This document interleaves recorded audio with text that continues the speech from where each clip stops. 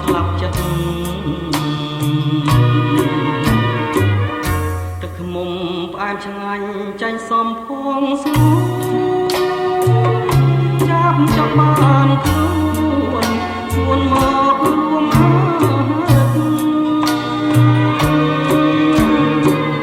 ចាប់យំមកបួឲ្យស្រីអាណិតហ៊ានបដូរជីវិតល្បិតចិត្តប្រា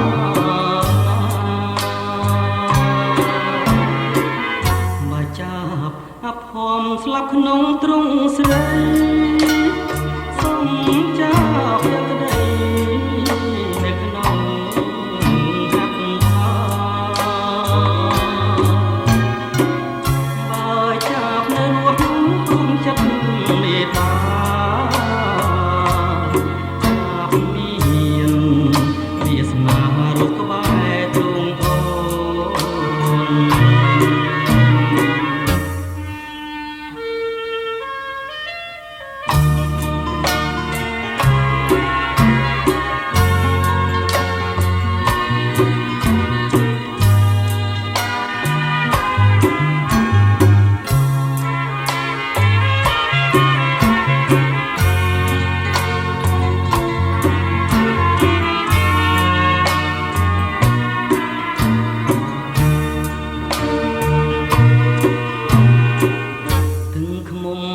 ឆ្ងាញ់ចាញ់សំភងស្ងួ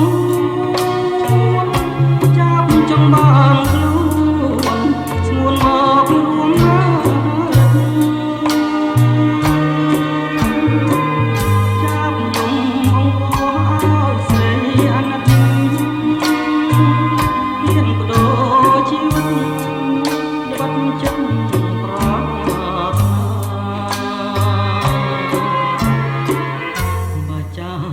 អភ័មស្លាប់ក្នុងទ្រង់ស្រី